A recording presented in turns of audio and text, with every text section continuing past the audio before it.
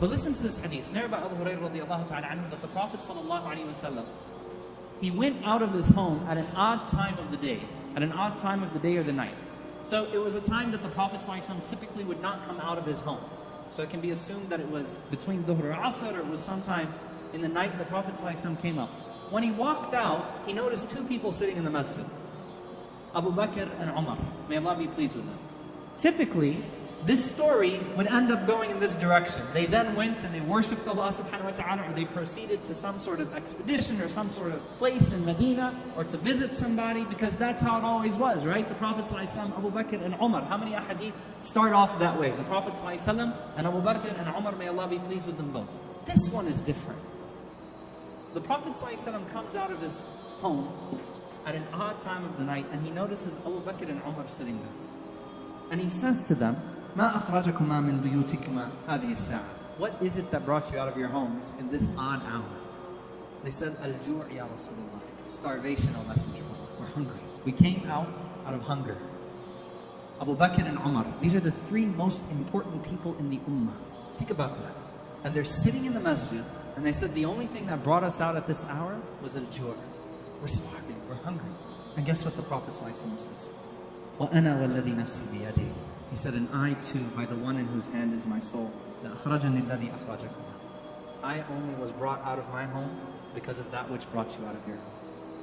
The Prophet ﷺ and Abu Bakr and Umar were hungry.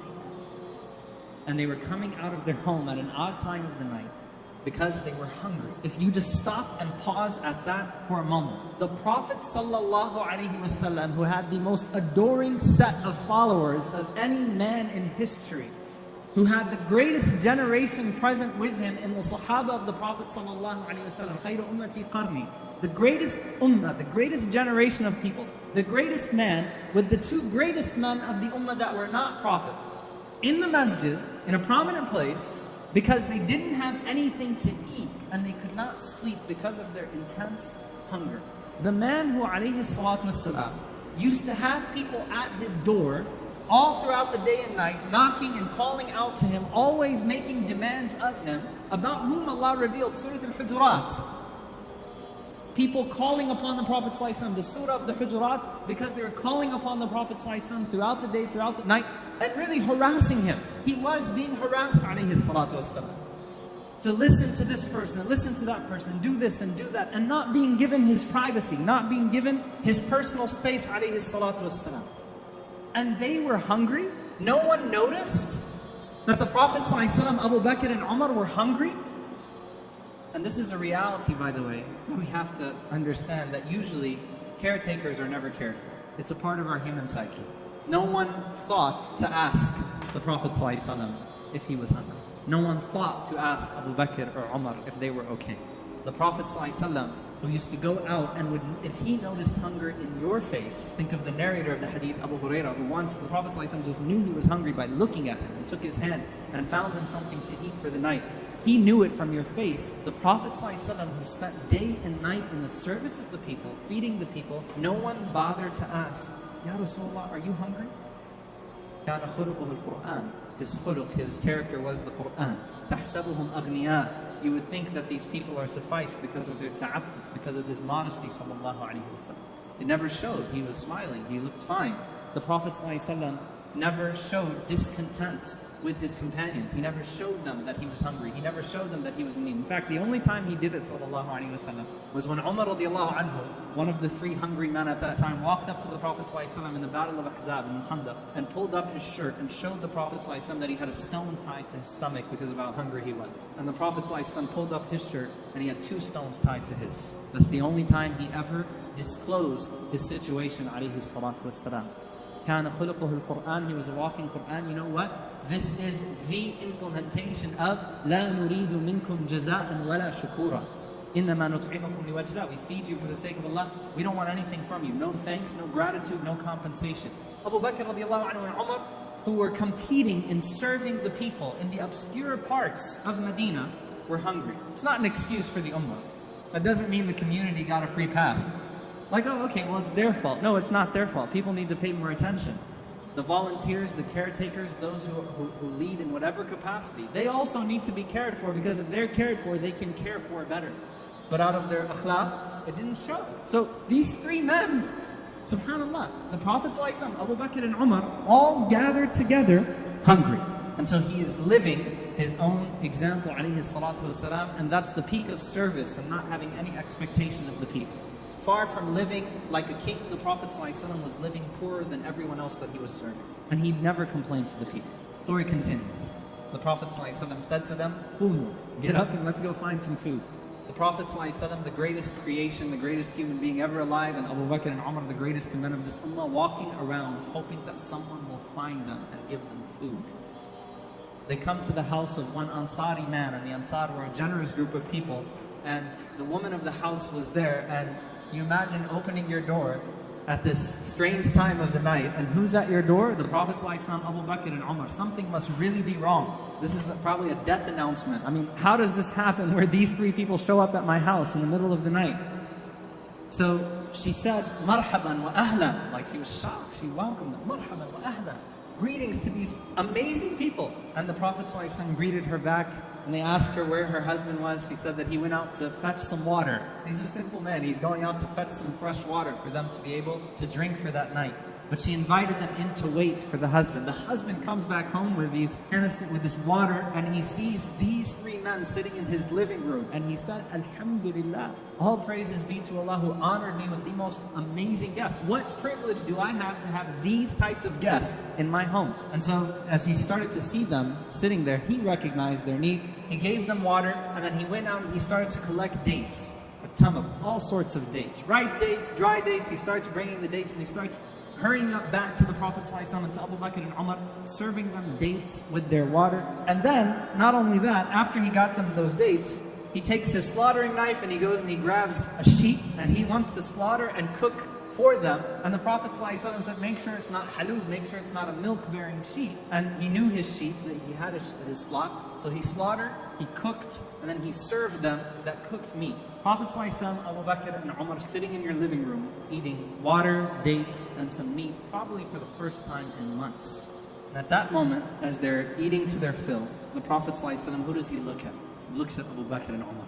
You don't get off because of this. He said, وَالَّذِي نَفْسِي بِيَدِهِ. He said, look, we lived this experience together. That's an unforgettable night. That's an experience that you don't forget. And these are companions. These are three men that deeply love each other. And he says, وَالَّذِي نَفْسِي بِيَدِهِ. I swear by him in whose hand is my soul, لَتُسْأَلُنَّ عَنْ هَذَا يَوْمَ الْقِيَامَةِ. You will be asked about this night, about this blessing, on the Day of Judgment. أَخْرَجَكُم مِّن بُيُوتِكُمُ الْجُوعِ. What got you out of your homes was hunger.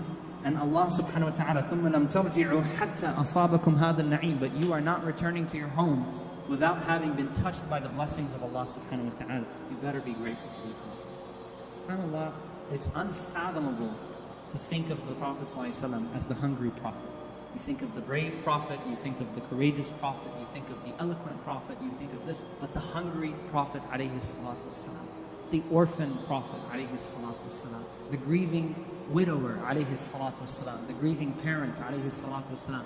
And here, the hungry prophets, the hungry Abu Bakr, the hungry Umar, who in their lowest moments, this is an experience, this isn't, the Prophet ﷺ would go hungry often. In their lowest moments, are still being reminded to say Alhamdulillah, because you will be asked about that blessing on the Day of Judgment. Now, to summarize, an attitude of gratitude here, from the shama'il of the Prophet ﷺ, from his description, the Prophet ﷺ was already expressing gratitude before that moment. He was expressing gratitude by not complaining of his situation, and by still being a grateful servant to Allah subhanahu wa ta'ala, even as that situation was taking place. So it's not when he praised Allah after, it was his attitude before he got that na'im as well. From the attitude of the Prophet ﷺ, from the shama'il of the Prophet ﷺ, as Aisha radiallahu anha said, he never found fault in anything that was given to him, and he never criticized any food that was served to him.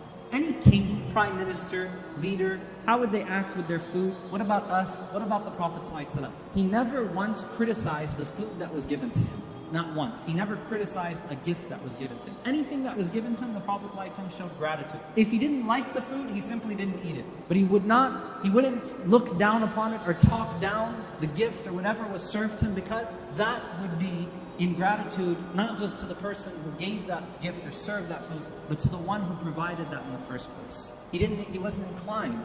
There wasn't a slip up. The Prophet ﷺ never showed ingratitude for anything that was given to him or criticized it, whether he was in Mecca or whether he was in Medina. And Aisha radiallahu ta'ala anha, she says that 3 hilals, 3 crescent moons, meaning 3 months, would pass upon us, and the only meal we had in our homes were al-aswadan, the 2 black things, al-ma' wa tamar, water and dates. That's all we would have. If you had water and dates in the place of a meal, and someone asked you, did you have dinner? Would you say, yeah, I had dinner, alhamdulillah, I had dates and water?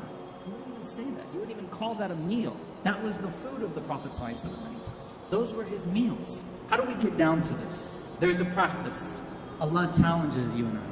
وَإِن تَعُدُّوا نِعْمَةَ اللَّهِ لَا تُحْصُوهَا. If you were to count the blessings of Allah subhanahu wa ta'ala, you would not be able to do so. If you took one blessing Allah gave you and tried to count the blessings within that blessing, you would fail. I would fail to be able to fully count those blessings from Allah subhanahu wa ta'ala. Secondly, always find something good to say about your situation. If people are complaining, find something good about the situation. If people are talking down something, talk it up. Always. وَأَمَّا بِنِعْمَةِ رَبِّكَ فَحَدِّثْ. Speak of the blessing of your Lord. Show that gratitude. Make sure that it's vocalized. Make sure that you're saying alhamdulillah for what it is that's been provided to you. Try to pay attention to the things that others are not paying attention to.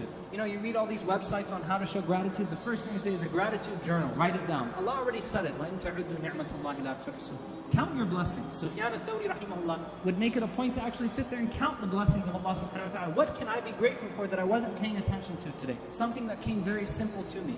Say alhamdulillah for them. Always say something good about the situation that you are in. Find something to say good about that situation, even if everyone or everything around you is pointing towards the bad of that situation. And the last thing, don't you ever feel entitled. We are not better than those people that are dying in the cold right now. We don't deserve it more than them. Our ahwal are a test for us, our state is a test for us, and their state is a test for them. But no one deserved the blessings of this world like the Prophet ﷺ and Abu Bakr and Umar. May Allah be pleased with them. But they didn't feel entitled. It wasn't entitlement. It wasn't the Prophet ﷺ saying, it's about time you recognized my hunger and that you did a better job. They were not entitled. Instead, they were always grateful. We should be questioning ourselves as to why Allah subhanahu wa ta'ala chose us for the comfort that we are in right now. And the best way to thank Allah for a ni'mah is to use that ni'mah in a way that's pleasing to Him.